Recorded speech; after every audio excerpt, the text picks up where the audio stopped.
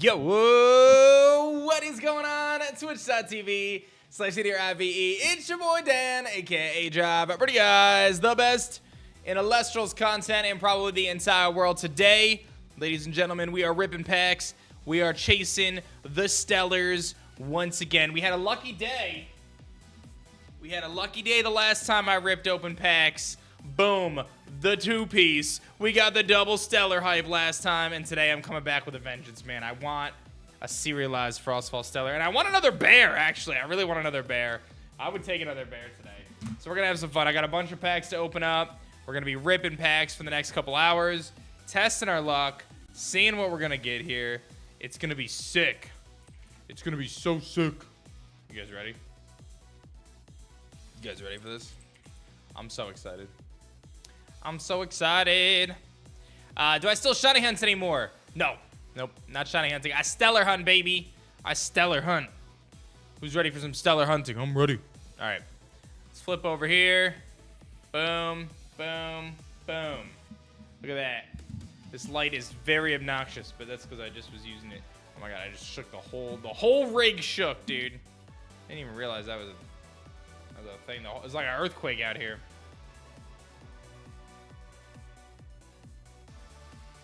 It's like an earthquake. You guys ready? Let's do it, man. What's up, Marvin? Fortune's Rage? What's good? What's up, what's up? All right, listen, I got a bunch of packs, and then we're going to rip open a booster box and just kind of go from there. We're going to see what we get today. We're going to have some fun with it. I'm excited, man. I've been having a blast ripping open packs and chasing some Stellars. Dude, ooh, Chains of Prometheus right away. Right away, we hit the Chains of Prometheus. You gotta love that. That's a start. That's a start. That's a start. We take those. Hollow on the first pack. Hey, I remember that, though. That's sick, dude. All right. How much you get that Stellar Majesty? Oh, I wouldn't sell it, bro. I wouldn't sell it. Not one that I pulled. Definitely not. Definitely not one that I pulled. What's good? What's good? Pepper, how you doing, man? Into the Hollow Shiverer. We're just hitting big today already. And the double. We're hitting big today already, ladies and gentlemen. Getting this party started in big fashion with the Hollow Shiverer. Yo, what's up, Alien? Make sure you drop a like on the video here. What's good, dude? How you doing today? I want to see if we get a bunch of likes on the YouTube stream, if it helps. Family's doing all right, man. Everyone's good. Yeah, everyone's good. My son's having a rough day today. I feel like he's teething. Teething pretty bad. You've never been on an A-Drive stream before? Well, welcome. You've come to the right place, distinguished individual. It's time for a good time. Another Chains of Prometheus. Just hitting all the hollows, man. It's the one card you really want, the Majesty. I think I know somebody who's got two.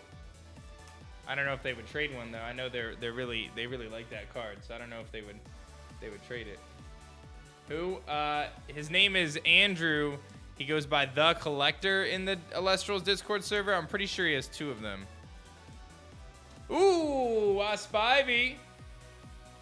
Love me some Wasp Ivy. Do I have a favorite Frostfall card yet? Oh, man, I'm loving my little bear, dude. The fact that I got the little reverse Stellar Bear is pretty hype. I really, really want to get the Morfrost Terraform, though. Like, I've been really searching for one of those. Or really any Stellar. You know, serialized Stellar. There's a Bronzaglow. We're just hitting everything. Probably don't have anything. Yeah, you'd probably have to buy it. He might sell it. I don't know, you know. So, how many stores you guys in? About 150. Yeah, about 150 stores. All right. Sandstorm, Tower of the Winds, Mount Olympus. We got the Bubloon. And a Shiverer. Hit every pack we just hitting big today. You just got your order today? Yo, let's go, Jay Kelly. I hope you get some good hits. Have fun with it. Have fun with it. By the way, these were blister packs. Apparently, blister packs are popping off. Blister pack stonks going through the roof. Cat perfume. I say that, and then I don't actually get a hollow that time. Oh, yeah. Alien, it's been wild, dude, and I feel like that number is just going to keep going, dude. I feel like we're gonna just be crushing it. These next few weeks are gonna be crazy. in a very good way. We got a lot of good stuff coming. There's a Risa Ridge. Am I excited for Legends? I mean, yeah, like it's still so far away, dude, you know? Like, am I excited? Sure. It's still quite a ways away, though. We got the Frigicub, Neandersloth, Panzer, Bubloon, Platypulse, Stratagua, and another Risa Ridge. No, not interested in it, Flower. You got a fuller. Oh, that's sick, Metric. That's so hype. That's so hype. Congratulations. Permafrog, Ursa Den, Brontiglow. Heard about the Stellar Fin. That's it. I saw my boy Swolax get that Stellar Findus yesterday. And I'm like, wait a minute. I was one with the missing blisters. Do you think that this is a trend? No, I mean, dude, the fulfillment center made a mistake. It's, you know, it obviously sucks and I'm sorry. But, like, we'll send you the stuff that's missing. It's no problem, dude. I apologize. Do I think it's a trend? No, I mean, they just, someone made a mistake somewhere. We are bringing another fulfillment center onto the team to speed things along and hopefully, you know, try to reduce those potential errors and stuff. But I don't think it's a trend. I mean, one mistake isn't a trend. But, yeah, dude, just shoot us the email and we'll take care of it. No problem, man. Sorry about that. We got the Bubloon, Ursicle, Island of Aeolia, and a Waylands. Only hits. Hey, Shift, good luck, good luck. That's hype.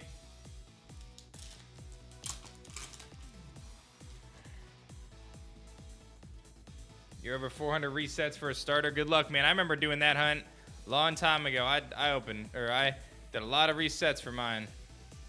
Who even knows where that file is? Abominable. Hey, Tyler Brusso in the house. What's good, man?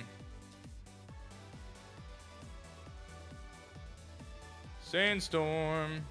Base to the top. Funglo. Paleo. Chillilato. Ursko. Foley Forest. And Cat Perfume. Yo, that would actually be nuts, Alien. That would actually be nuts. Taking advantage of the PSA services. Very hype. All right, this pack is about to pop off. I don't know why. I just got a feeling. I've got a feeling. It's a Brontiglow. Good efforts, good efforts. Any more vintage Pokemon breaks? Not right now. No, I don't have any plans. Any base set today? I don't think so. I think I'm going to do Frostfall. I really want to chase a Stellar. I want to chase a Stellar. Volcanic Forge, Frostmite, Mount Olympus, Wasp Ivy, Stellar and Frosting. Honestly, I wouldn't even be mad if I got one of those. I really want Morfrost Terror. Findust is another one that I'm interested in. I would take a Panzer. What do I do with all the dupes? Like all the... So all the extra stuff, basically, I sort all my cards into bulk boxes. And then when I go to, like, demo nights and stuff... There's another Lavalith. I just give away a bunch of stuff. Like, I have 3 demo nights scheduled over the next 2 months. Just me personally, where I'm going to go to stores and, like, show off the game and stuff. And I just bring a bunch of bulk and just say, like, people could just take it. So, I just let people take it so they can build the decks and get involved in the game. And have some fun with it. So, I'm in talks with the local... Ooh, a full Archeone! Straight up, look at that. That's a beauty right there. I'm in talks with the local library. They have like this Pokemon event that they run every week with like 40 players. So I'm gonna donate a ton of Elestrals cards to them, so that way they can all play too. Just gotta get over there to do it. The Black Ice Arcturus. I know, it is so good, dude. Like, I really feel like that's one of the best looking cards in the set. We haven't seen it pulled yet either, which is pretty wild. It's one of the ones that we revealed. It just hadn't been pulled yet. But I'm with you. You're moving to PA soon? At the end of the month, we're actually doing an event, a show in Philadelphia, which I need to make an announcement about soon, actually, and tell people. We got to really do that maybe soon.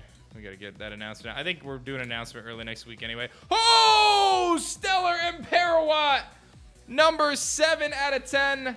The Emperor Watt. We found another one.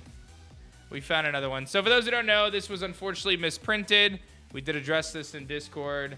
It's a very sick looking card, but it is a misprint. I got another 7 out of 10. What are you gonna do? Not a bad thing. I know a lot of people still want it, even though it's a misprint.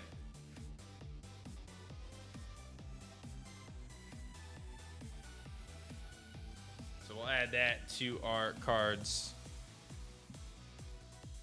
The Emp Error Watt, dude.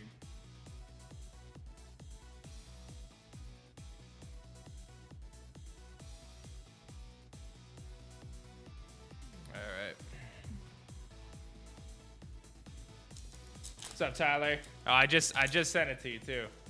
All right, let's see what we got here. We got the Scepter, Avalanche, Blizzard, Flora, Frostmite, Snowaddle, Mount Olympus, Cockatoodle, Lycaris, and a Brontoglow. The real Tyler's here. What's up, Limb Tops? Make sure you guys hit that like button if you're watching on YouTube Shorts. And drop a follow if you guys are new. Trying to see if we can get this short stream to pop off. Trying on both. We're multi-streaming to YouTube and to Twitch. We got the Dracadoodle. What's your prediction for the starters for Legend Z? I'm gonna be real with you, Beanie. I really haven't thought about it. I got a lot of other things in my brain, and they're not related to that. We got Cerebral, Cyprog, Zaptor, and Waspivy. What's up, Samani? How you doing? What's good? What's good? All right. This is the last of the blisters that I had laying around, and then I'm out of blisters for now. I actually have a few left, but I'm giving them to my daughter tonight. Lockagon! Haven't seen that too much. What are stellar cards? That's a great question, man. So in Elestrals, we have really rare cards called stellars. Kind of like shiny Pokemon, where they're alternative colors, and they're also serialized. So I pulled this one the other day. This is Stellar Majesty. It has a little star next to its name, and it's also serialized. So right now, I have number 65 out of 99. So only 99 copies of this card ever existed. Now, the regular Majesty is blue, so this one's the Stellar one, so it's like orange and yellow. And again, it's serialized, so I have number 65 out of 99. These are so sick to collect and get in Elestrals. One of the coolest things to do is chase stellars, but they're very rare, man. Listen, I'm not gonna lie, they're very, very rare. So you gotta get lucky. All right, I'm gonna just organize my bulk real quick.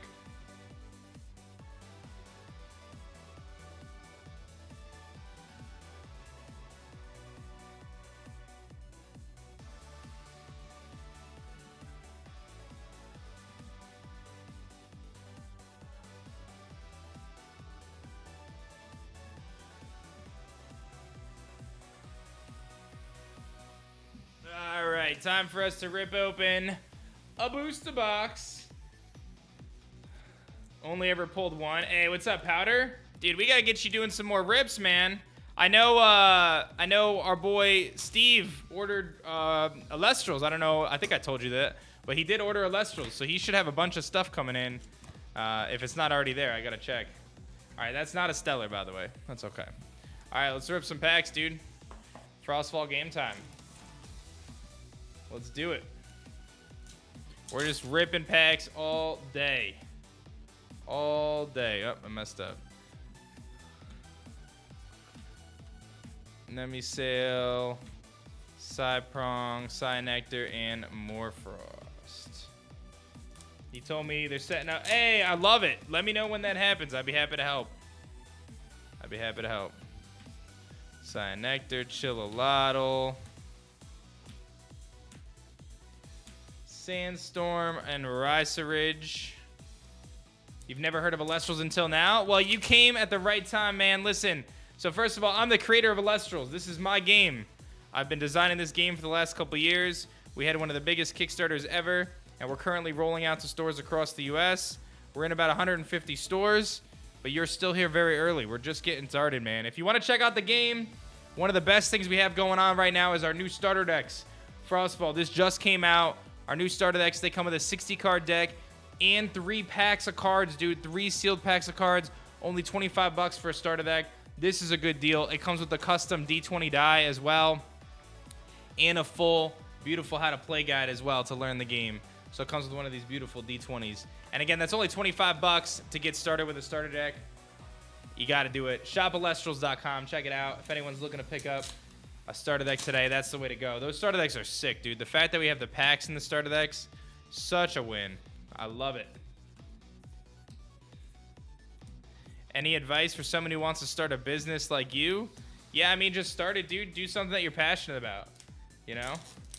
Are you going to release in the UK? We do ship to the UK, and we are working on partnerships with, with stores in the UK and with a distributor in the UK to try to get the products there a little bit more seamlessly. But we do ship internationally, so if you were to buy, we would just ship it to you. I think the most important thing about trying to start a business, though, is you gotta be interested in the things that you're doing, you know? Like, because you're going to have to be able to push through the really tough times. And if your ethos or your driving factors, the things that push you forward, are not strong enough, you're never going to make it. You know what I'm saying?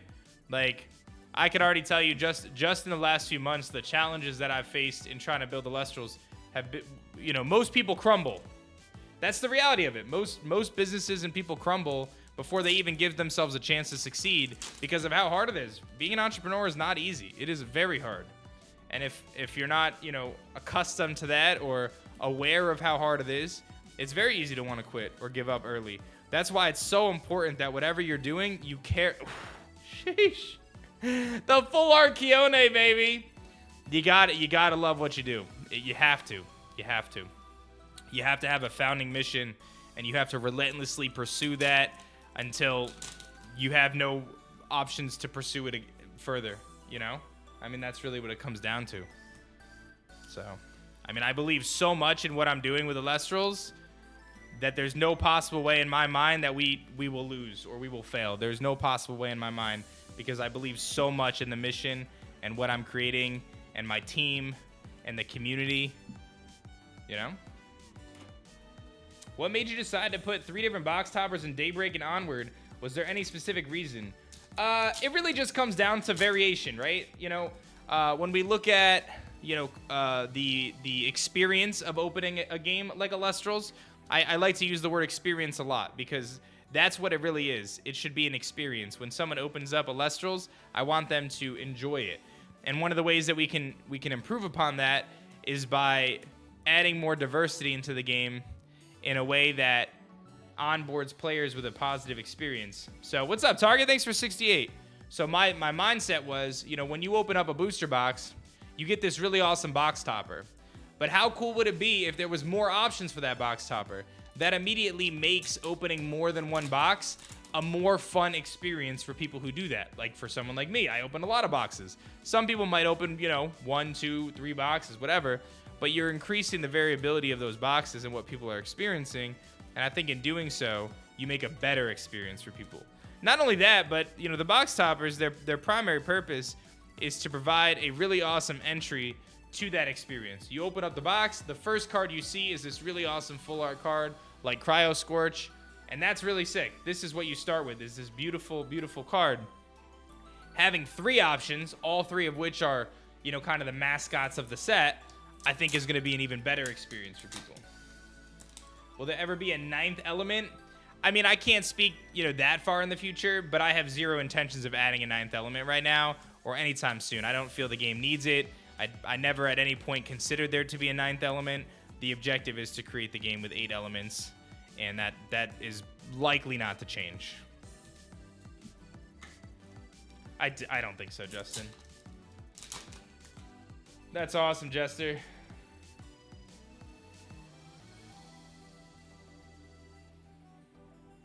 How do you decide a rare versus a holo rare? It really just comes down to my opinions. I'll assign the rarities at the end of a set. It's one of the last things we do before finalizing a set is assigning the rarities. And I try to be mindful of having some holos in every element, and try to have some variation there. But oftentimes it's just picking my favorite or the best cards to give them holos a lot of the time. But our holo pull rates are really high, so it doesn't become like a barrier of entry for people. I feel like we make our holos are common enough that You know, even the most coveted holo in this set, which is Lavalith. I mean, Lavalith is not that hard to get, you know? How do the elements work? Is it use one per deck or... Yo, so Toto, that's a great question. So a lot of games, the philosophy is that they create the game to use mono colors. So, you know, if you're playing Magic or whatever, you'll primarily or exclusively use one element. In Elestrals, the game is actually designed to use multiple elements. So the game design encourages you to run 2 or 3 elements per deck because certain cards benefit other elements, you know what I mean? So, like, a great example of this is, you know, let's say you wanted to do, like, I don't know, you know, a standard, you know, fire deck or whatever. There's a card called Smoltuga, which is actually a water card, but it really benefits fire decks. So that'll encourage you to want to use some water cards in your fire deck because they're complementary. And the game is written in a way that does that across the board because I believe that one of the aspects of the game that really separates it from other games is management of your spirits. So using the right spirit at the right time.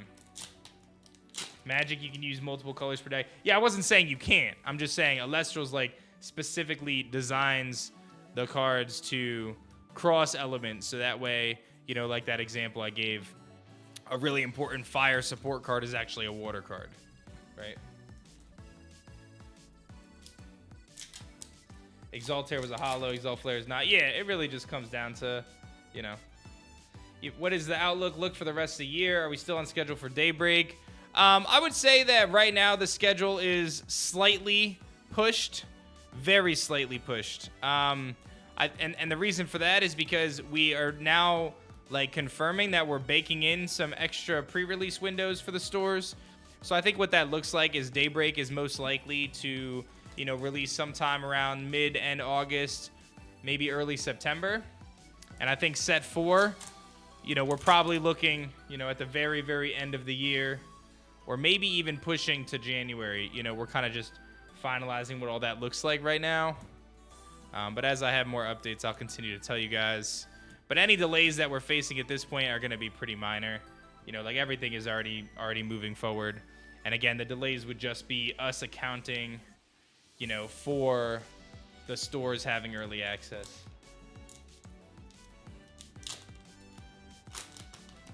Correct, Isaiah. We have about 150 stores right now, Benny. And we're rolling out fast. We've done that in about 2 months. So I'm hopeful that by the end of the summer, we will have, you know, 500 plus stores. I think it's very feasible. One of the big things stores look for is the organized play program, and ours is rolling out in the next few weeks. So, like, once we have organized play in place, then it provides stores with an incredible tool to be able to, you know, facilitate events and provide prizing to customers and get people excited. How do we find stores carrying? So we do have a handful of stores on our store locator, but it doesn't include all of the stores because some of the stores order through our distribution channels, and we don't actually know who those stores are. So we're trying to figure out ways to add those stores to our store locator. So we are working on that as well. And Snowaddle. If you guys are watching on the YouTube side of things, make sure you drop a like. I appreciate you hanging out. I couldn't find you on the app on the App Store. It's because we're in beta, as I indicated. You got to join our Discord server, and then you have to get Test Flight on iOS. That's the beta program, the official beta program on iOS. And then once you have Test Flight, you can get our game through Test Flight. But you got to join our Discord, discord.gg/Elestrals. What games were your biggest inspirations? I mean, obviously, I built my career playing Pokemon, so Pokemon was a big inspiration. But as was Yu-Gi-Oh! I played a lot of competitive Yu-Gi-Oh! As a kid, and something I really enjoyed.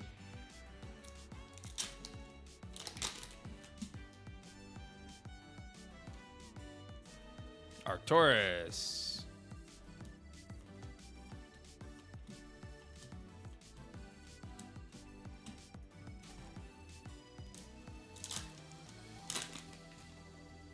Sending stellar luck. Thank you, thank you. Always appreciate some stellar luck. Like I said, my top chase card right now is definitely the Morfrost Terror. There's a holo Flurmine Spirit. This one's beautiful. I actually just gave this to my daughter the other day. She was really excited about one of these. I'm looking for the Morfrost Terror Stellar. I would also be pretty happy with the Findust Stellar. And I said earlier, if I got... I want the bears, too. Reverse Stellar bears are always great. But if I got a Panzer as well, I'd be pretty happy with that. That would be the only Stellar I could see myself trading. I would trade that to my buddy Tyler because I know he really wants one. So that would be a very unique exception where I would trade a Stellar that I pulled. I would trade him the Panzer. Yeah, so Escaped. What's actually interesting is, while we're not going to have the exact same system, we're actually partnering with the same platform that they use, if that gives you any sort of kind of idea of what we're working towards. We got a Lavalith. Very nice. Do I miss playing Pokemon all day? No, I do not. I love Pokemon, man. Always will. And I will play Pokemon again in the future, but I do not miss playing it every day.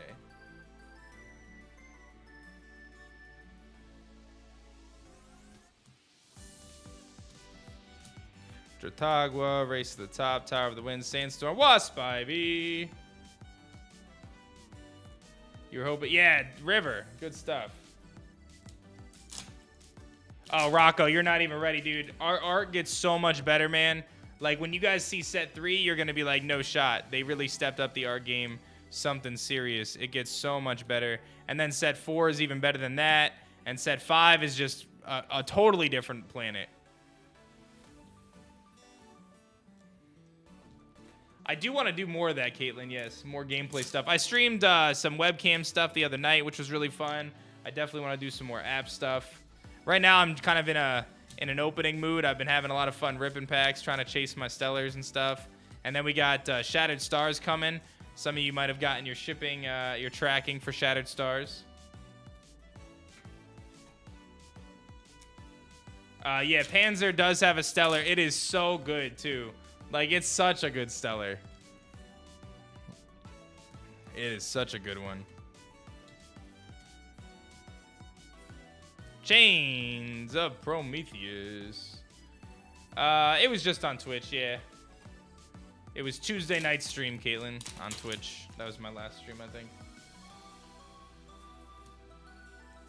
Tadflow, Cockatoodle, Bubloon, Cyanectar, Terrasail, Findust, Charcoon, Morfrost, Terror. Earth Month on its way. Earth Month about to be pretty sweet. I'm excited. I want to see if I can get me one of them Stellar Moss Stations. I haven't pulled my own Stellar out of Shattered Stars yet. I've traded for a bunch, but I haven't pulled my own. I do want to see if I can pull one. Nice Morlith. This is a good box.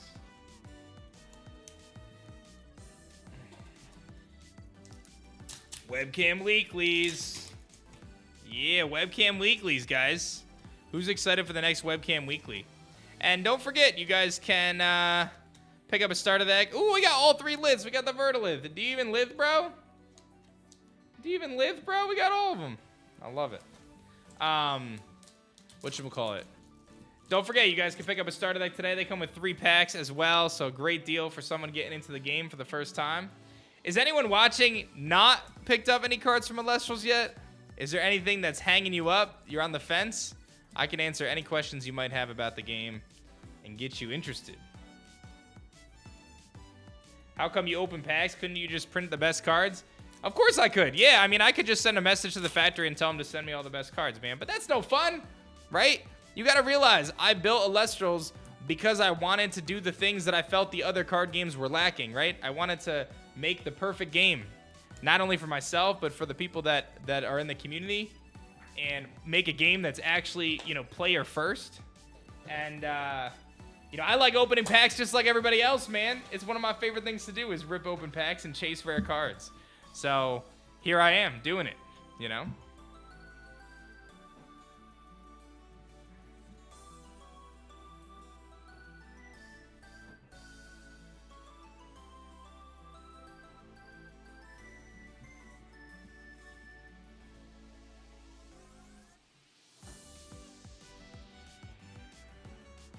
Organizing the bulk. Hold up.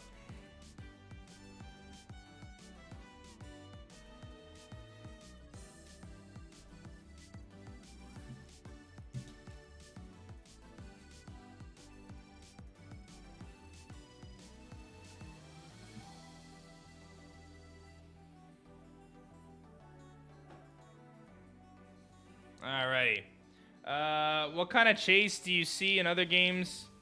Or what kind of chase do you see in other games that you want for Elestrals in the future? Can you elaborate on the question? I don't really understand. Do you have all the cards? No, I don't have all the cards. I'm chasing cards too, man.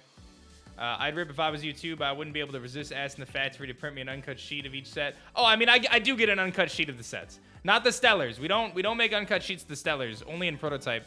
But the full arts and stuff, I do get those. We actually use those as prizes for tournaments.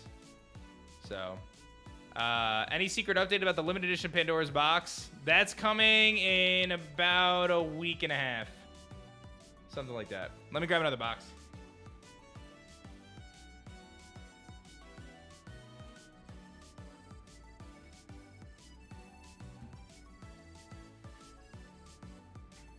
Like the 1-of-1 ring in Magic. Oh, I mean, listen, we have the 1-of-10 cards. To me, I feel like serializing something as a 1-of-1 feels kind of mad. Like, no shade, obviously. I think 10 is a really good number to be at for the low number of serialization, and 99 is the number that I think is the high number. I think serializing over 99, kind of pointless. Serializing under 10 also feels kind of pointless to me. I feel pretty strong about that. There's a Cryo Scorch. So I don't anticipate changing any of that. I actually feel really good about our rarity setup. How we have our full arts, we now have our reverse stellars, and we have our serialized stellars. I think that's a really, really good fit, and I'm going to continue to keep that as the focal point for at least the next few sets, because I don't want to add too many rarities. I think that if you add too many, it kind of takes away a little bit. So I feel like we have the perfect blend right now of what I think is optimal. So always be monitoring for feedback, but I feel pretty confident in the setup we have. So, pull a nice little hollow Shiveror. Why not 100? Just felt like 99 sounded better than me, man. I just went with 99.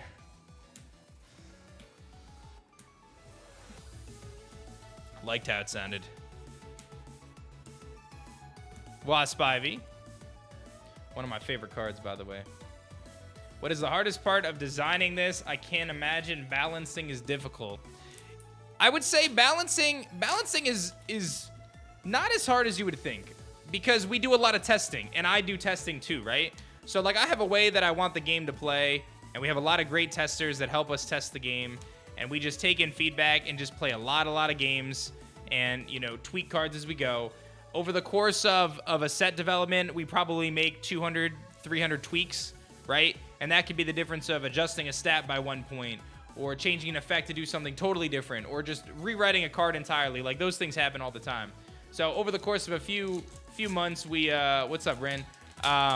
Over the course of a few months, you know, we'll tweak a set quite a bit. I wouldn't necessarily say like it's a challenge, because it's something that I enjoy so much. The writing of the game, the writing of the sets is legitimately my favorite part of this. You know, and actually, I write sets in kind of a unique way. I don't know if other people would share this. I don't know how other games write. But like when I write a set, like this weekend, I plan to write a set. I'm going to write probably most of set 6 this weekend. I legitimately sit down at nighttime. I open up every document I need on my computer. I have 4 monitors. I just open up all the documents, and then I just sit there for like 5 or 6 hours straight. No interruptions. My phone is on silent. All my other applications are closed, Discord, everything. And I just write out pretty much the entire set in one sitting. Usually it's 1, 2, sometimes 3 sittings. I'll write out the entire set, and then I won't look at it for like a week or 2. And then I'll come back to it, and I'll start tweaking. And then I won't look at it for like a week or 2. And then I'll come back to it, and I'll tweak again. And I basically do that a few times. And then I send it to my testing team. And then we basically get the people's opinions. We make some tweaks. Then we go into testing, and then everything is just tested in real time to determine if it's too strong or too weak or whatever. So we have no cards that are banned currently. Are you planning only one Ascension line of reverse stellar per set? No, we will actually have more reverse stellars in future sets. Yeah, Frostfall was just kind of us testing the concept, and it was added kind of at the last minute, to be honest. The reverse stellars in Frostfall were added as a last minute addition. So it has a bigger part in the future. Ever thought of hiring a team to do the initial write-up part? No, because I like doing it. I don't want to give that part up. I have people that give ideas, and obviously we have a testing team, and I have some people who pitch ideas to me and say, hey, I think you should look at this for this set, or consider, you know, this type of card and this element and stuff. So I have plenty of people helping, but I really like that part of the game. Like, it's legitimately my favorite part of the job is writing the cards. So that's something that I don't anticipate giving up anytime soon. You know, and I feel like I've gotten a lot better too at that. You know, when I look back at writing base set, and then I look at writing Frostfall and Daybreak and future sets, I feel like I've gotten a lot better.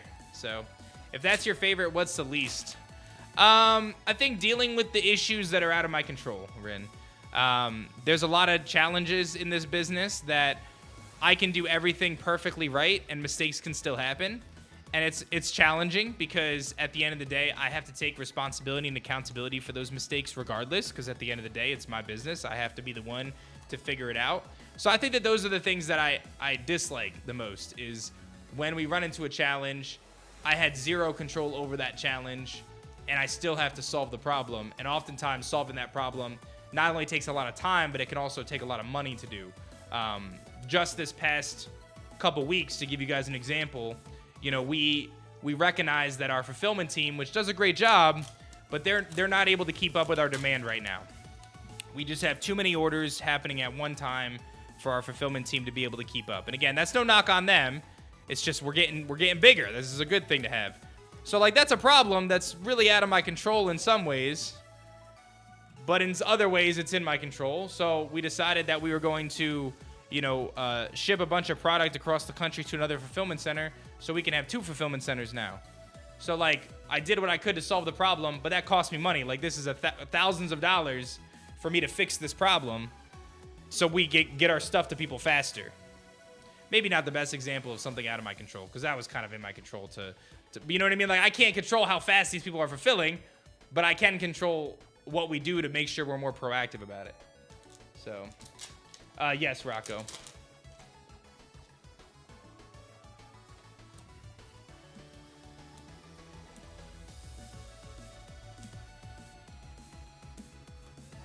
Little cockatoodle.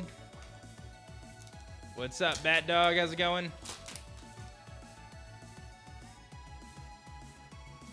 Got the Catarant, Abominursa, Cryoling, Volcanic Forge, Sandstorm, Cryovern, Pangawa, Mars Station. Nice.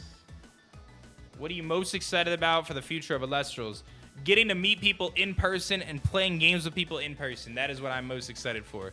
I cannot wait till we get to the point where we have like a big regional or world championship in-person event, and it's just a celebration of all the things that we've worked on, and people are just excited to be there and share the love and passion of this game that is so incredible and special. That is what I'm looking forward to, and being able to thank those people for being involved. That is the stuff that I look forward to.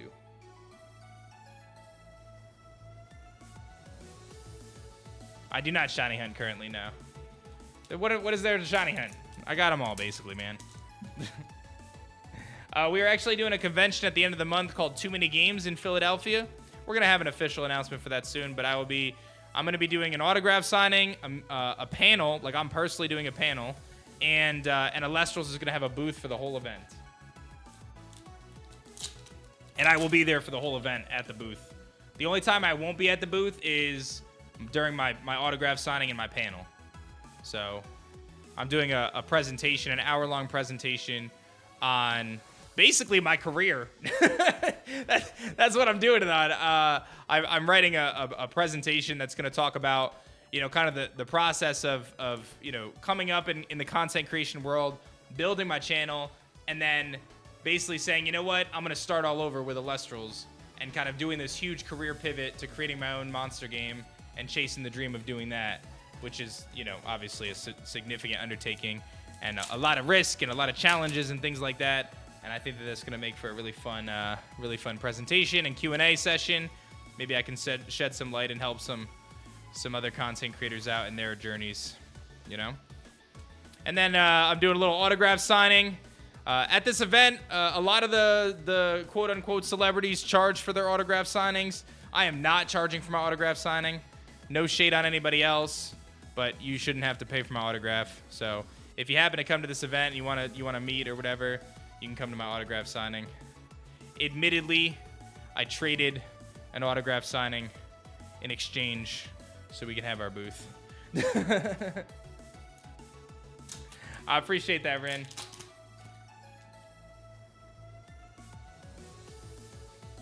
Catarant, Atlantis, Nimbug. How long are we going to be in the first edition time frame? That's a great question. So currently the way Elestrals is set up is we print everything as first edition, and everything is limited print runs, right? So when we print a certain amount of product, Frostfall for example, when we sell out, we're not reprinting it. That's it. It's gone. Now, if the demand were to be so high that we would sell out, like I would say with base set, you know, we're getting closer and closer every day, it seems, to selling out a base set. We still got a ways to go, don't get me wrong, but you know, we're starting to see that there's, you know, stuff is starting to go. Some of our play mats are starting to go. Some of our products are starting to, you know, run low. That's when we would consider potentially printing an unlimited run, which would have a different approach to it. But I built Elestrals and the product orders and things like that with the intention of scale. I think a lot of card games, they build with the idea of scarcity. They believe that scarcity will drive sales and secondary market increase of value because something is rare, and that generally is true, but it also makes it harder to get into the game for people. I chose, you know what, let me print more than, you know, kind of what we need right now to account for the growth of the game over a certain period of time, so that way new players who come into the game, you know, tomorrow or in August or maybe even in October, people who come into the game then can still get into the game and get caught up without having to spend crazy secondary market prices to be able to get product from us, right? Does that make sense? Now, naturally, that comes with a level of extra risk because the more product I have, the more I gotta pay, right? And I have this product, right? But to me, it's so important that we build the game in a way that is, you know, conducive to allowing new players to get involved at low barriers to entry for not just today, but for the foreseeable future. You've seen it in so many other games, guys. Some of these TCGs, and again, I'm not knocking anybody. Everybody's doing their own thing. I mean, I'm still learning myself. But the reality of it is a lot of these TCGs, it is such a barrier of entry to even play the game because of how expensive it is. Elestrals is not that. I want to make sure that people are able to play this game without spending thousands of dollars just to build a deck, right? I'm open about reprinting cards. In fact, our #1 used card in the game, well, it's #2 really, is called Gorgon's Gaze. This card was a starter deck exclusive, and it made it very, very valuable to get that in those starter decks, right? What did I do? I said we're doing reprints. Not only is it reprinted in the new starter decks, so you get 2 of them in the new starter decks, the Cryo Scorch ones, but it's also reprinted in Shattered Stars next month. So we have 2 instances of this super important card being reprinted already to make sure that people are able to get everything they need to be able to play without crazy barriers to entry. Now, that doesn't mean we're just going to hand you all the best cards for, you know, for free, right? Like, you still got to open stuff. You know, you buy whatever. But it's not going to be, like I see Jester saying, the tier 0 deck in Yu-Gi-Oh! Is $900. That is not anything close to what Elestrals is. And again, I get it. We don't have 25 years of history like Yu-Gi-Oh! Does. But we also know that Yu-Gi-Oh! Specifically, you know, puts their rarer cards behind specific rarities, or their more valuable cards, rather, behind specific rarities, making it a barrier to entry to be able to compete at the highest level. I would say so, Limtops. I would say that's a fair assumption. If you guys are watching on YouTube, make sure you drop a like. I appreciate everyone hanging out in our Shorts live. And big shouts to all the Twitch homies, of course.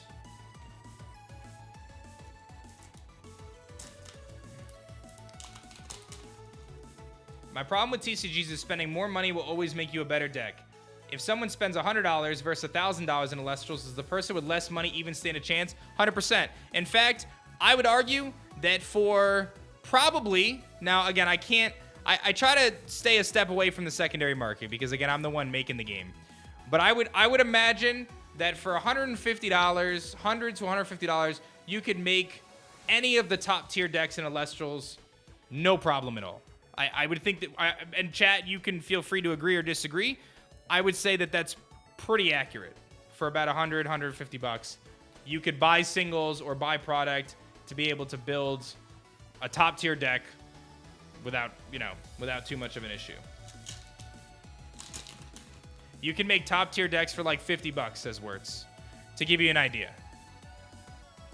So cost, and to give you an even further answer on that, the way that we enhance the collectability and the way we enhance the rarity in the game is with our serialized stellar rare cards.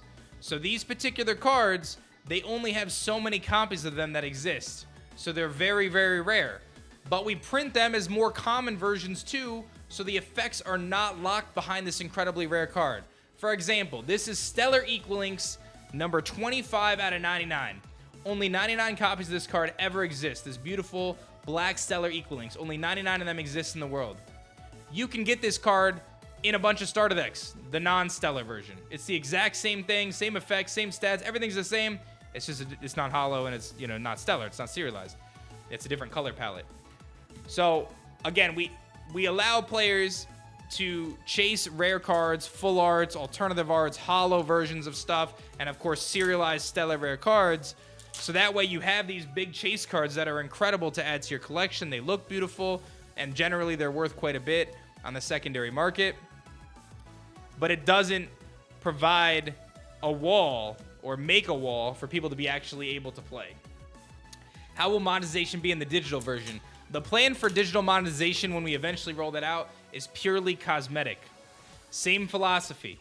I do not want money to be a barrier for people to play the game. I want people to play the game. You know what I mean? I want people to play the game.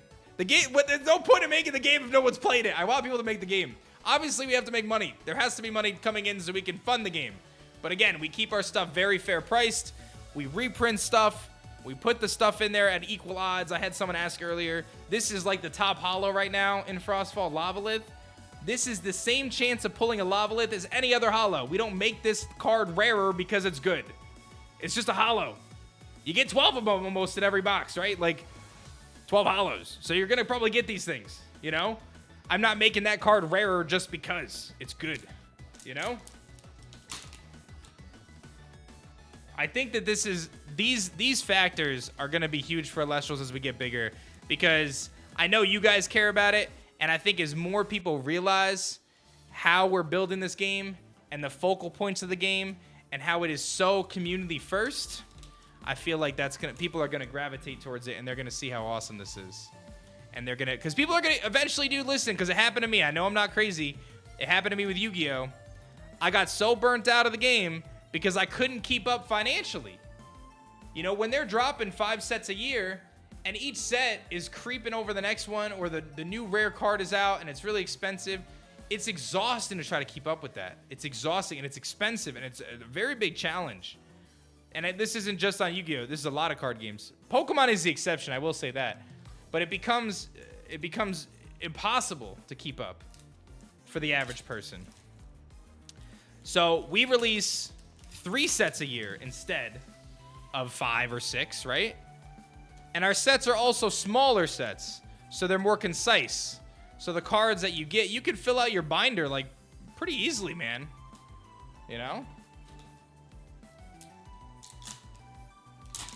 Hey, so Endless, what I would recommend, first of all, I appreciate you being here. What I would recommend is get this guy right here. This is the new starter decks. These just released. We're finishing pre-orders today and tomorrow, so if you order now, you'll probably get it shipped early next week, no problem. This is the new starter decks. It comes with a really solid 60-card deck and 3 booster packs. So not only do you get 3 packs, but you get the deck, the how to play guide, the custom D20, and that gets you started on your journey. These are $25. So you get the deck plus 3 packs for $25. We have 2 starter decks for Frostfall. These are the 2. The Imperwatt and the Cryo Scorch starter decks. This is a great way to start your adventure if you're willing to get 2 decks to play with a friend. Otherwise, you could pick up 1 and then try our webcam weeklies. We do events over on our in our Discord server. And that is correct too. Isaiah says in the chat, from a design philosophical point, like in regards to how I build the sets, I build them as puzzle pieces off of the previous set. So my goal is never to invalidate the previous cards. Obviously, when we get to set 20, man, there's going to be a level of cards getting to some extent stronger. But when I look at what I've built so far, what I try to do is I try to look at the cards that exist in the card pool and look at some of the ones that maybe aren't as good and then figure out what kind of combos I could put together to make them more viable. So when we look at set 2, Frostfall, nothing about Frostfall really invalidates base set. It just adds to it. It just becomes a complementary puzzle piece.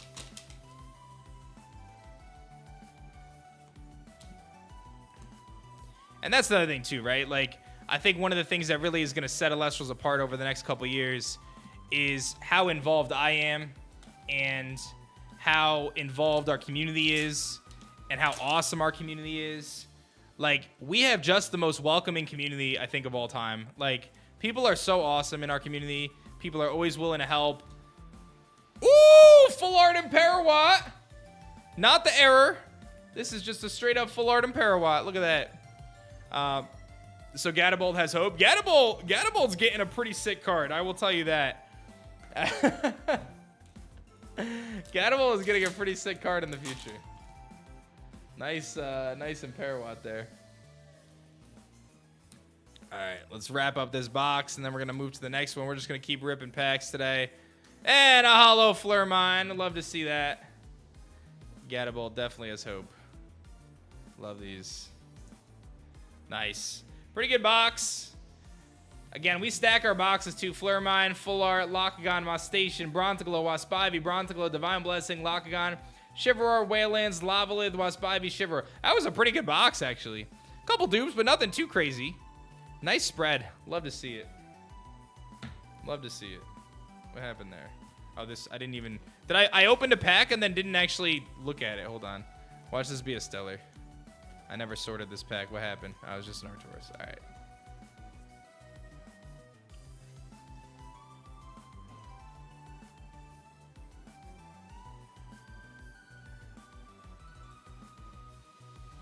So yeah, listen, if you've never played Elestrals or you're on the fence about it, grab yourself some starter decks, see what the hype's all about. It's going to be sick, dude.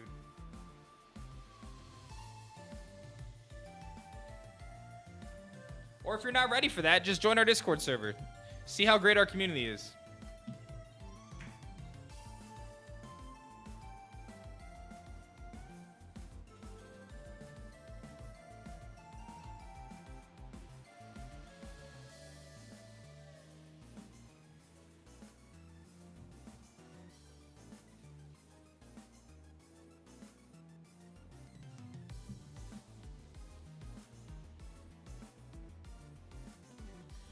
What is this Pokemon MTG crossover? This is called Elestrals, man.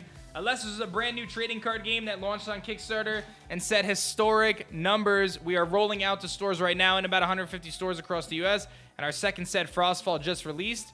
It blends the best mechanics of Yu-Gi-Oh! Magic and Pokemon with an incredibly dynamic resource system called Spirits, where as you play your cards, you get closer and closer to losing, and your opponent's doing the same as you're vying for board state and control over the game. It's absolutely epic, and what takes it another step is that you can move this resource around the field, your Spirits, to activate effects multiple times, giving you some incredible skill expression and deck building and gameplay. It's happening, man. This is the game to get into, no doubt about it.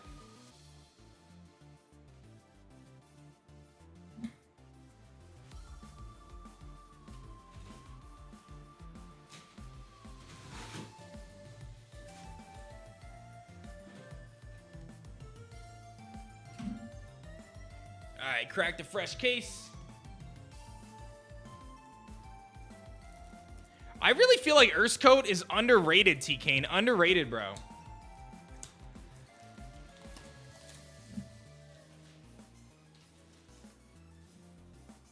All right, next box. So one great part about opening Elestrals, first of all, our packaging, S tier, dude. Look how beautiful just the box is. I just want to kind of evaluate some of the stuff that we really care about. Because again, don't forget, not only am I the creator of the game, but I'm a collector and player myself. So a lot of these things I care a lot about, you know? So you get to open up your box, and this is your first experience with Elestrals. We designed the inside of the box as well. I don't think anyone else is doing this, but I love it. Our entire box is designed on the inside. I could probably show you this when I crunched it all up. But this one right here, I squished it because I don't save the boxes, but if I rip it, you can see. Look at this. Our boxes, they have this beautiful design on the inside as well that shows off some of our artwork. I love it. Tell me Wasp Ivy is broken with Poison Tunic. It's busted, Cayman. Wasp Ivy, I'm not even going to lie, guys. It is going to be one of the most devastating cards in Elestrals. It is going to be insanely good. You got to give it one more set. I'm just going to tell you, man. Wasp Ivy stonks through the roof, man. That card is going to be very strong. All right, let's see here. You get to start your Elestrals journey off with your box topper. This card is a chance to be a 1 of 10 serialized Stellar Rare. Mine is not. So good luck with that one. And then you have your 36 booster packs to rip open.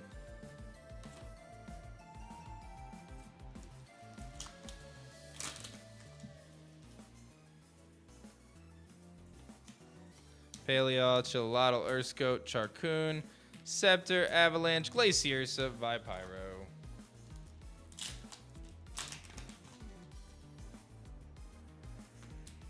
Urskote, Morfrost, Ursicle, Island of Aeolia. Ooh, nice Vertilith. I love this card, man. Gonna pull a Findes today. I want Morfrost Terror more, I think. That's the one I want the most.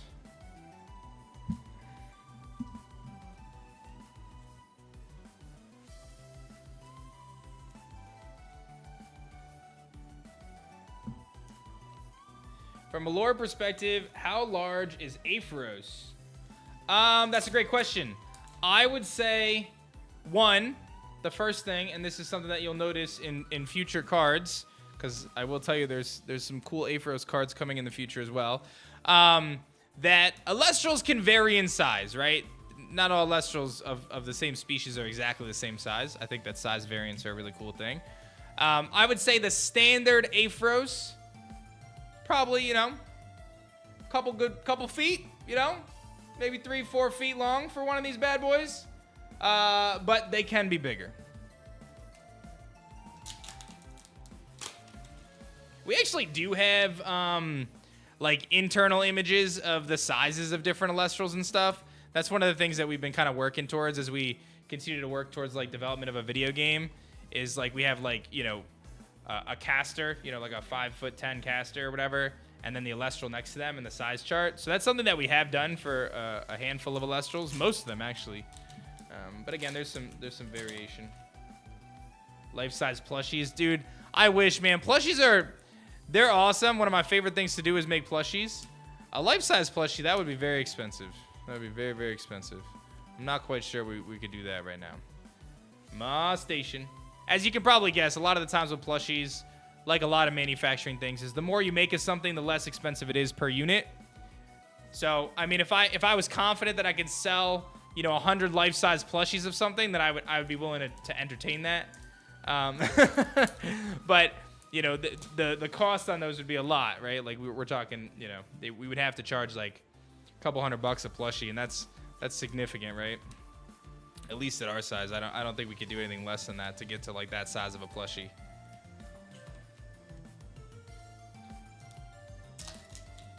Figurines in the future. So we did some quotes on figurines, man, and figurines are very, very expensive.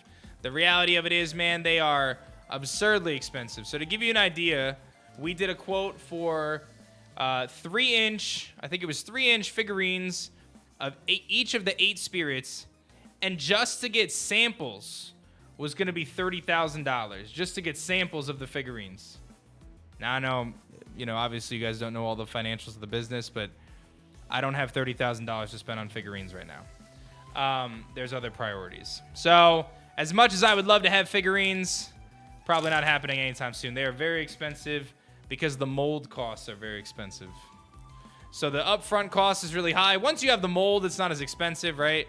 Like, making the actual figurines isn't really that expensive per unit.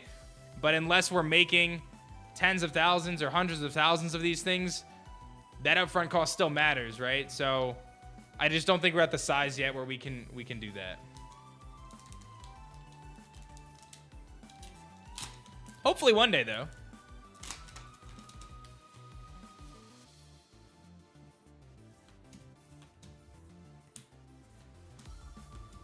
Permafrog, Morfrost, Frigicup, Moss Station.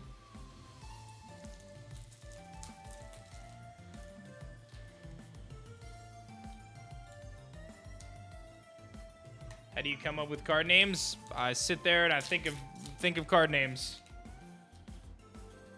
I just sit there and brainstorm for hours and hours, look up words and different ideas and make notes about the inspiration for the creature and all sorts of stuff. That's one of the hardest parts, is naming the Elestrals.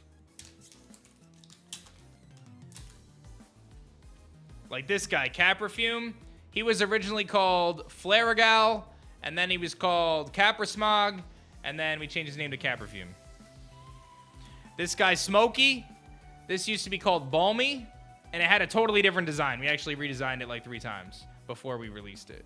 And it was previously called Balmy. Do I have another example? Nemisail. So Nemisail's Ascension, which I don't have right here, but Nemisail's Ascension is called Terrasail, and it was originally called Nyctosail. So sometimes some names get changed, in development, based on different things. I'll have different ideas, or I won't like how something sounds out loud, or whatever it is. Time will tell. Escaped alien.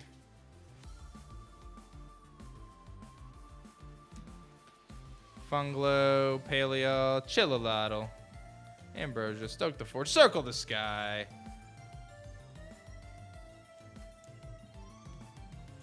Hey, Lord Earn, 108 months. What's good, man? Do you write card names or card stats and effects first? The effects and stats first, yeah. Card names are actually generally last. Runes are... Actually, I would say runes, I write the name of the card first a lot of the time. For Elestrals, the name is one of the last things I do. Like, we usually design the art. Like, for example, I'm working on designing a new Elestral right now that I'm so excited about. This thing is so sick, dude. One of my favorite designs that we've ever done. And I have no idea what its name is, right? And it's probably going to be another week or 2 before the art for it is done and the Ascension art for it is done. And then I'll have to come up with a name. But I have, like, I don't know, 2 months to figure out a name. So we may even go into testing with it with a placeholder name. You know what I mean? I'm not too stressed about it because eventually I'll come up with something. If I don't need to do it right now, I'll think on it at some point. There's a Verdolith. Nice.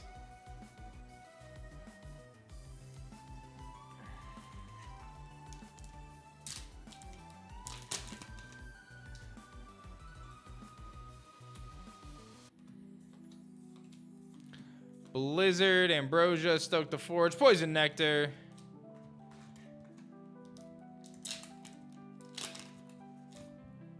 How big is your team? We've got about 50 people working with Elestrals right now. Between our artists and our interns. It's probably closer to 60 now, actually. I haven't done a count in a while. We got a lot of people working on the project now.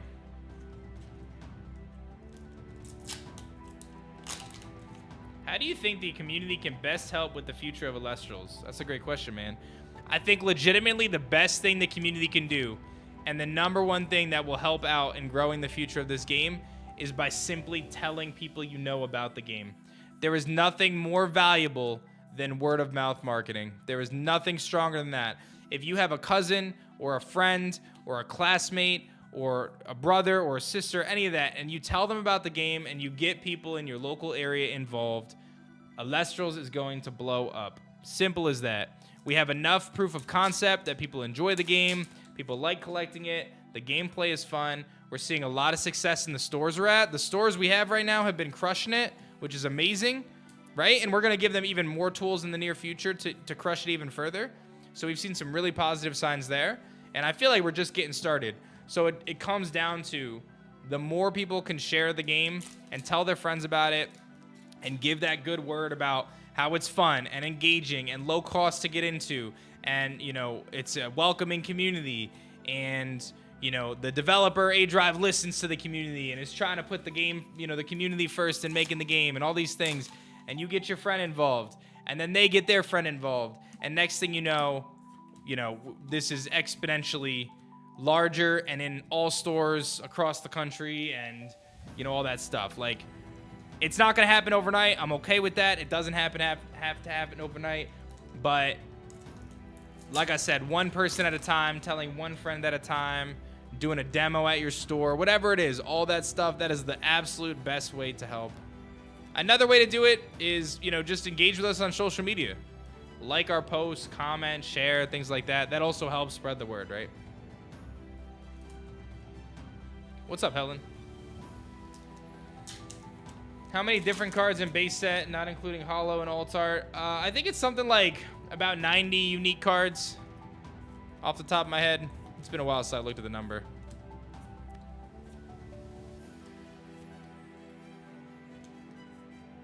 Maybe a few more.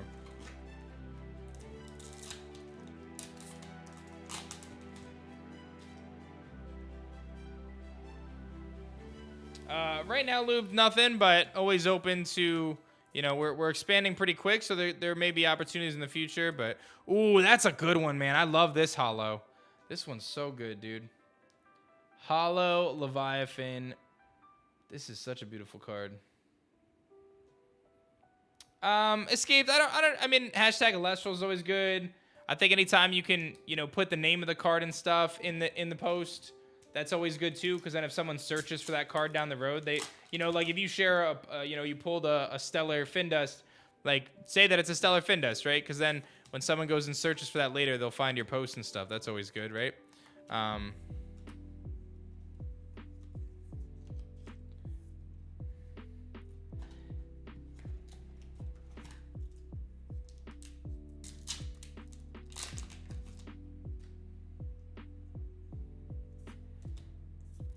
So yeah, exciting times. So like I said, if anyone is interested in trying out the game, we've got new starter decks available that come with packs as well, which is just a great experience, right? Like if you're a new player trying to get into the game, not only do you get a dope starter deck, but you get 3 packs to open and have fun with as well. That's a big win. And those are only 25 bucks for a starter deck, and they're good. They're pretty good starter decks, man. Like we put some good cards in there. Would it be better to start decks with the booster box or buy all starter decks? That's a great question, Derek. I would say if you can, you know, getting a booster box to have that experience and a starter deck or two, definitely a good win. If you just want to kind of start at a lower baseline to see if you like the game and stuff, I think the starter decks are really solid, man.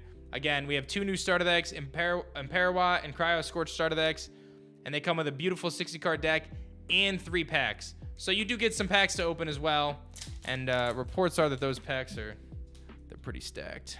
So we'll see. It's gonna be sick.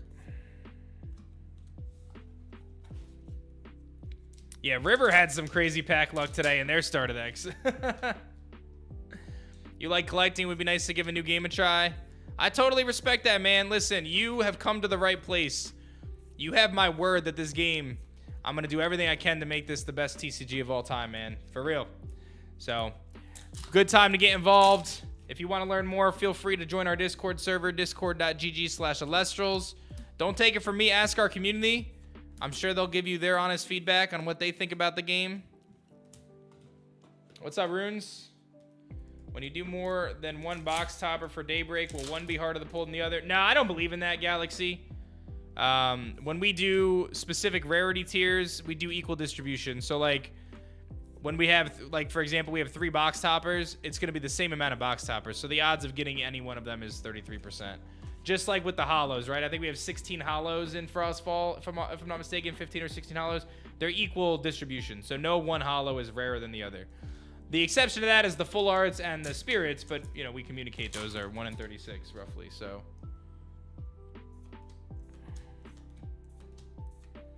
But in terms of like the regular tiers of rarity, they're ooh, full art Daddy Bear.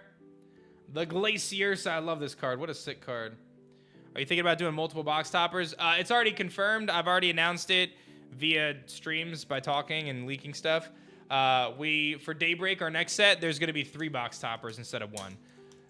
Now, just to be clear, that doesn't mean you get 3 box toppers in every box. It means that each box has a chance of one of the 3. So, you collect Yu-Gi-Oh, but play the actual Pokemon games. You've been thinking of expanding a little bit. Perfect time to do so, man. Especially right now, Pokemon is in a pretty significant drought, obviously, with the new games and kind of waiting for the next title. So, come have fun with us. Is it going to continue to stay 3 box toppers? I feel pretty good about it being 3 box toppers. Yeah, I don't really see a need to go more than that, and I don't plan on going backwards. So, you know, I can confirm that, you know, set 3 Daybreak and set 4 both have 3 box toppers. Well, what card was the most exciting for you to design in Frostfall? Definitely more Frost. You know, every set, you guys, when you see me release every set, you know, I'll provide some background information, but, you know, I'm challenging myself with every set because I'm the first to admit, guys, you know, I've never built a TCG before, right? I don't have 20 years of TCG building experience. You know, I'm a guy who loves TCGs and collecting stuff and competing, and I'm just doing what I think is cool. But with every set, you know, my skill level increases. My knowledge of my vision and the game and how to make a game and all these other things is only going to get better. So as these sets come out, you're going to see me explore more and more into different design spaces. With this particular game, designing more, or with this set, More Frost was definitely the one that was really fun. Adding the new mechanic of titles into the game and creating a line of cards that function alongside each other in a cool way to create like a special archetype was really, really fun, especially utilizing the Underworld.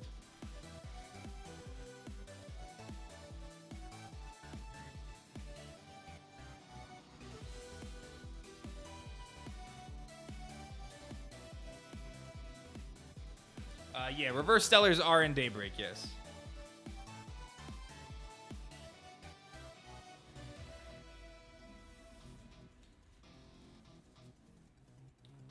The number of Reverse Stellars is also going up in Daybreak, yes, Galaxy.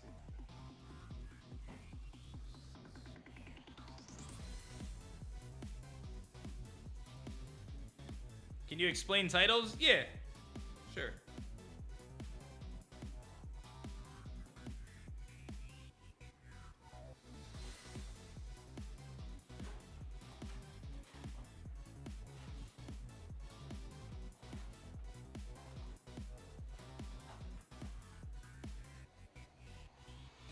Trying to find a card to show you.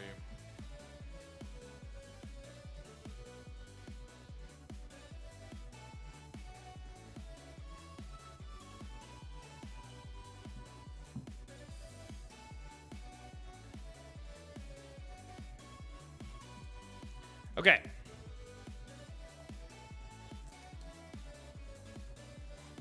All right, so the way titles work.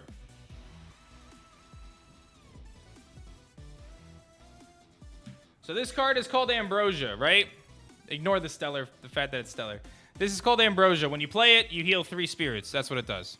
You can run 3 copies of Ambrosia in your deck. Simple as that. That's how this card works. You can run up to 3 copies in your deck. Okay? Now let me take it a step further.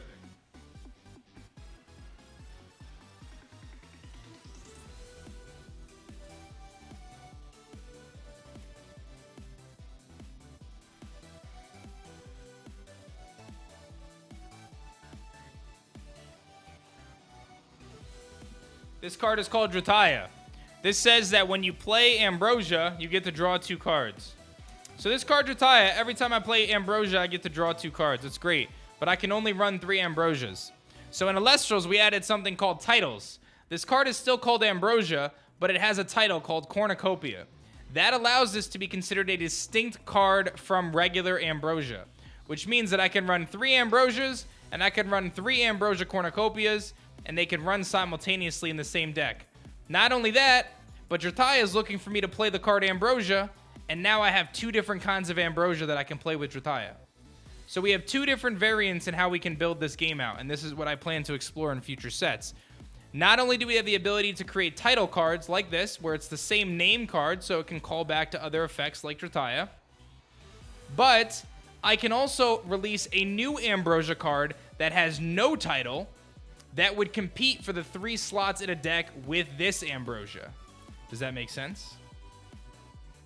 So let's say, for example, let me think of a good example of this.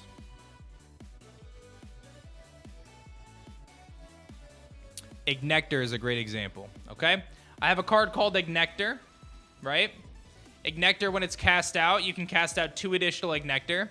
Well, if I made a title Ignector, that may end up being a little too strong, because then, you know, you can call out your own Ignector. You end up having 6 Ignectors at that point. Maybe that combo wouldn't look too good. So I could release another Ignector in a different set with a totally different effect, and it would still work with the Ignector that exists now, but it would do so in a way that you would have the limit of 3 per deck total. So that's kind of like the Pokemon approach, right? Like Pokemon has a bunch of cards called Pikachu, right? Over the years, there's like 1 million Pikachus. And I'm assuming you can only run a total of them. I'm not sure exactly how they do it, but there's 2 different ways we can do things. So we have the design space of titles, and we have the design space of, you know, non-titled, same name cards. So some really cool stuff.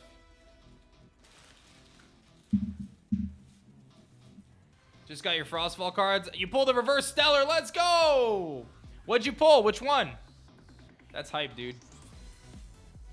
That's actually hype.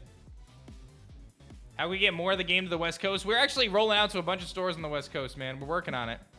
So just keep spreading the word. Let me grab another box. Abominursa, what'd you pull out of?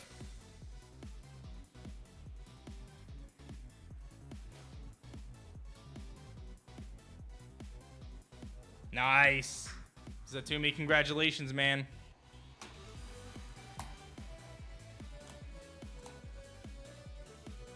Very hype.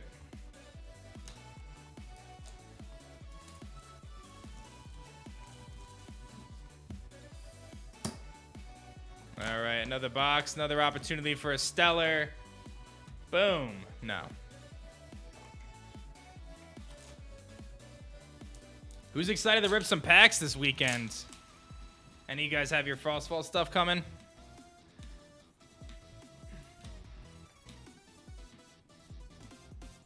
Ooh, nice Flame Moth. Your 4 SDs come next week. Nice.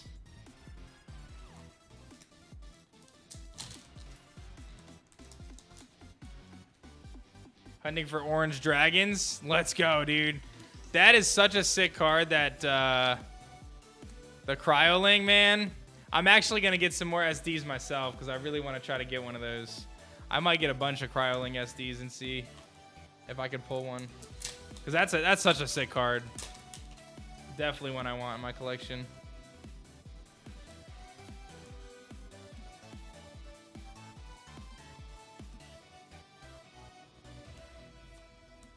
Comagma. Is there anything in the base set that was exclusive to the Kickstarter card-wise? Nope.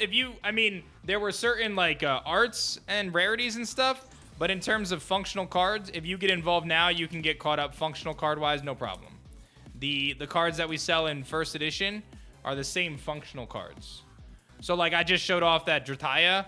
You can't get that Drataya anymore, but you can get just a regular Drataya. So.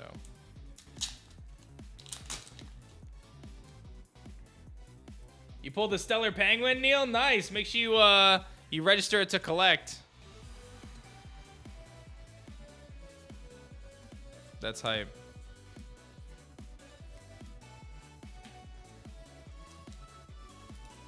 Yeah, so you're good, Derek. You won't miss out. And that, again, goes with the kind of philosophy of making sure that the game does not become inaccessible for people because they get involved a little later or because they don't have infinite money to spend or any of that, right? Like, you know, we've already confirmed reprints on some of the best cards, and, you know, we're continuing to roll out awesome stuff every single month.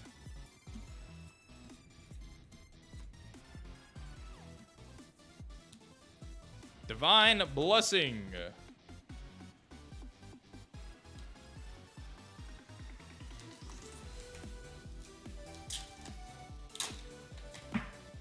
I appreciate all your interest there, Derek.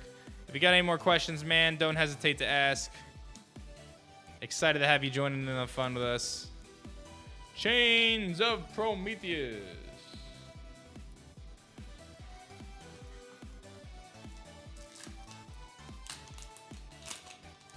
Helen, how many are you getting? Helen, I gotta know. How hard are you going for Centaurver? I gotta know.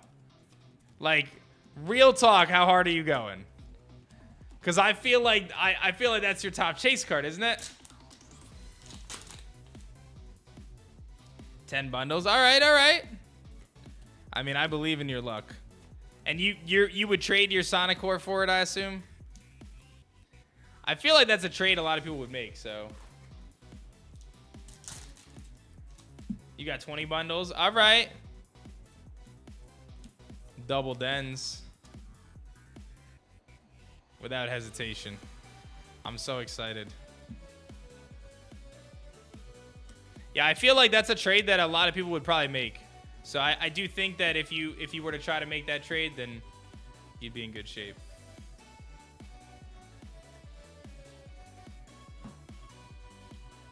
Not that the scent isn't cool, but the fact that Sonicore is, at least right now anyway, you know, I don't know what the future holds.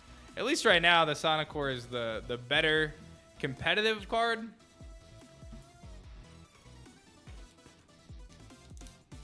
I got wrecked by a Sonicore the other day, actually.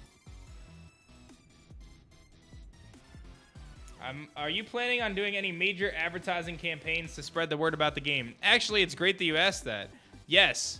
So some of you guys may have noticed if you use Facebook or Instagram or Meta or any of that stuff, you might have seen some of our Elestrals ads. Has anyone seen them? So we are rolling out ads on social media to start, right? So we do have advertising where, you know, we show off the game and stuff like that. We also have a really big marketing campaign that's starting in the next few weeks. I don't want to say too much about it, but you're going to see, and it's going to be very hype. And we're going to have a lot of people talking about Elestrals really soon. I've been seeing Elestral ads on the mobile games I play. I saw it on Dragon City. So, would it be too much to ask to open a base set and starter deck if you have any? I guess, what are you looking to see? So I understand. You just want to see me open one? Woo! I love this card, man, in Frost Sticks, dude.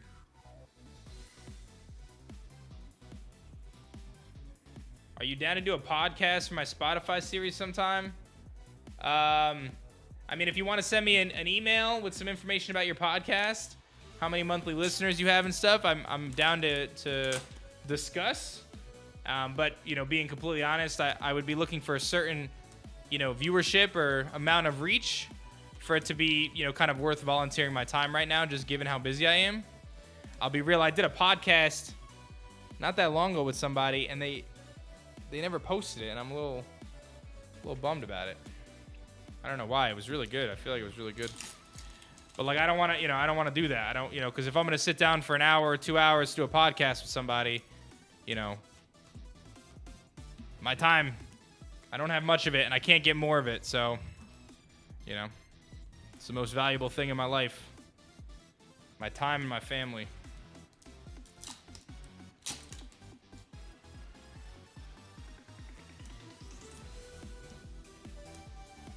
But I can sit here and open packs. Yeah, buddy.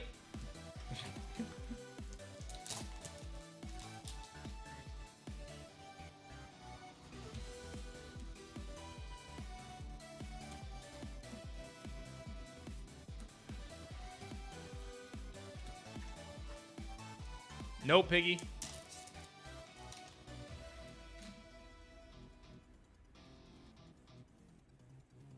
Have you thought about coming to Gen Con?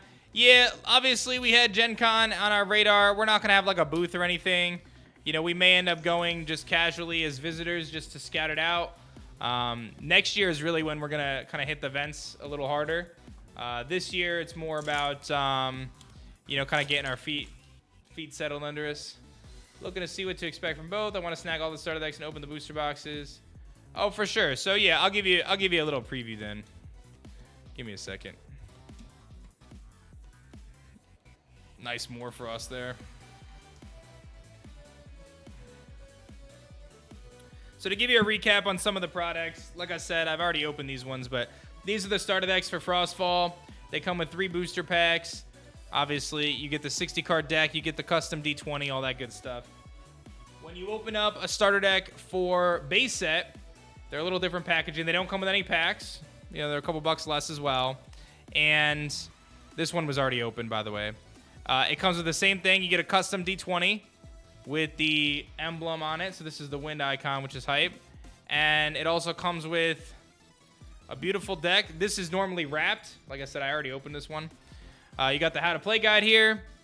And underneath the holo, there's always a chance of getting the stellar rare. So 1 in 99 card of Pantera, the black stellar Pantera. And then you get a full 60 card starter deck. And then it comes with a little cheat card here that tells you a little bit about how to play the game and things like that to kind of go alongside your how to play guide. And again, we print on the inside of the boxes. It's a nice little touch.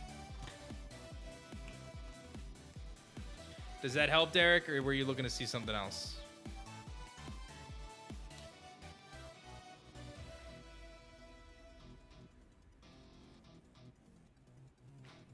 So each one of those starter decks has a chance to have that serialized card in it too. So Pantera comes with the potential Stellar Pantera.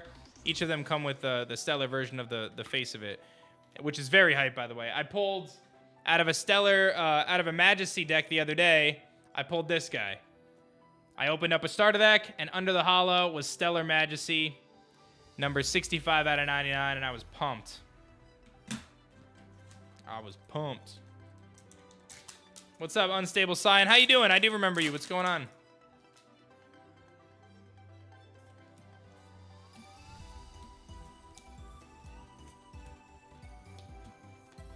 And Parawat and Flairmine. That's correct, Giancarlo. It's through the wind month of Shattered Stars.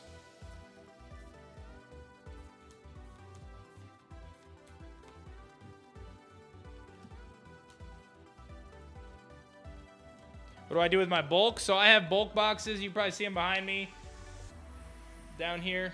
I got a bunch of these guys. And I sort all my bulk based on, element and type. And then what I do is like... So I have like a demo night that I'm doing pretty soon at a store near us. And I'm going to go there and I'm going to bring all my bulk, or at least a bunch of bulk. And I just put it on the table. And I tell the people in the store, like, build the deck, have fun, take my bulk, whatever. And I give it away. One of the things I'm going to do is I'm going to be giving away a ton of bulks at a local library. So that way all the kids there can play for free, essentially. Hopefully they'll get interested in the game that way. So that's pretty much what I do with it. I save it all right now, and then I'm going to give away a lot of it. The plan is just to give away most of it. Because I do obviously open a lot of stuff, so I use it to just give it away if I'm doing an event or something like that. Like I'm doing an event at the end of the month in Philadelphia, and I'm probably going to bring a good amount of bulk and just put it on the table and tell people they could just take it. I did it at a recent event, and it went really well. Like, people were digging through it. They were having fun looking at all the cards. They were, people were getting excited about being able to build decks.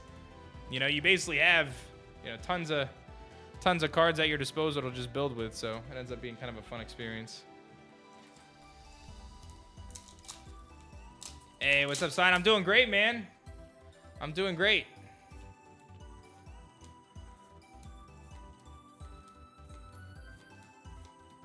Cat Perfume. Hope the move's been good. If you guys are on YouTube, make sure you drop a like on the stream. If you're on Twitch, make sure you drop a follow. More Frost.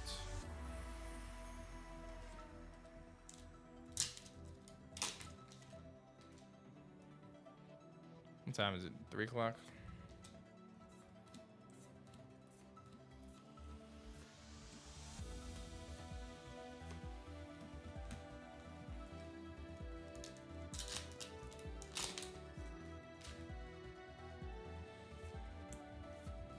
All right, keeping it going. See what we can get here. Still chasing the Stellars. You should leak a Daybreak card. I'm getting my first samples of Daybreak, I think, next week. So I can leak stuff next week.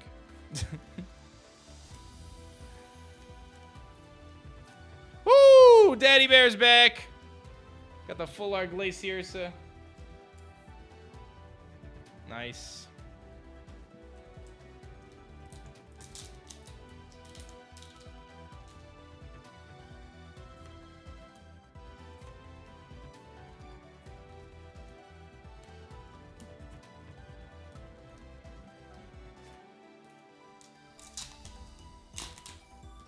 Alright, we're about to get a Stellar.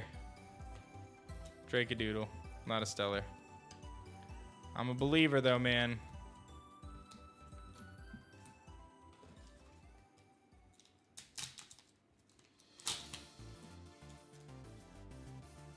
Cockatoodle, Bubaloon, Catarant, Nimbug, Morphrost, Frigicub, Neandersloth, Glaciersa.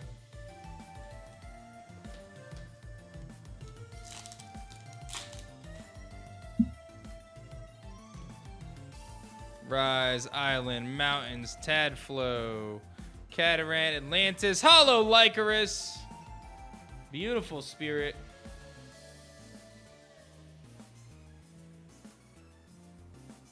We're already in stores right now, Jetpack. We're in about 150 stores. And adding to that quickly. Thank you, Left. I appreciate that.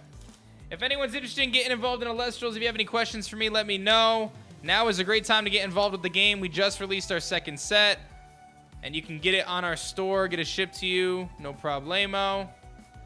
I was mentioning to a lot of people earlier, one of the coolest things we did is our new starter decks. They come with 3 packs as well. And it's only 25 bucks, so that's really sick. So you get this beautiful starter deck that you can play out of the box. Comes with some of the best cards in the game, like Chains of Prometheus, Ambrosia. You get 2 of the Divine. Tons of really good stuff, Necruff, etc. Plus the Boomer Bust strategy that is Cryo Scorch. And you get 3 packs with it to open up and have some fun.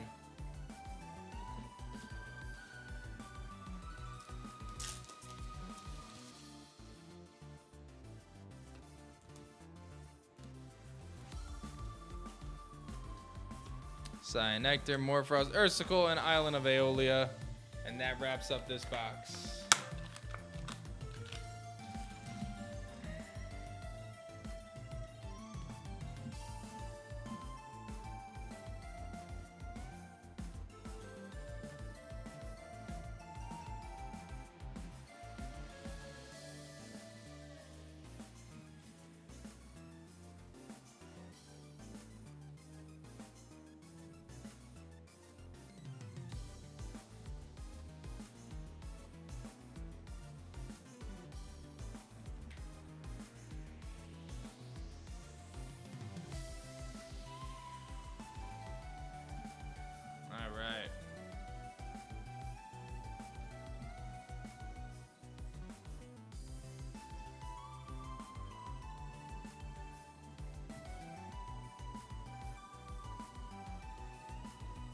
Poll's been solid, man. Just haven't found any stellars or anything, but, you know, we're doing the best we can. Got some good stuff. Can't complain too much. I do think that's where I'm going to wrap up for today, though, guys. I got a couple emails that came in that I want to tackle and a couple messages that I got to do. Now, we're trying to go global, FICO, for sure. I hope you guys enjoyed, though. Make sure you guys show some love. Join our Discord server if you guys are interested and get involved. Go pick up some starter decks. Like I said, great deal on the starter decks. Don't miss out. Excited to see everybody's polls this weekend. Thank you guys so much. I love y'all. I'll see you guys soon, all right? Peace.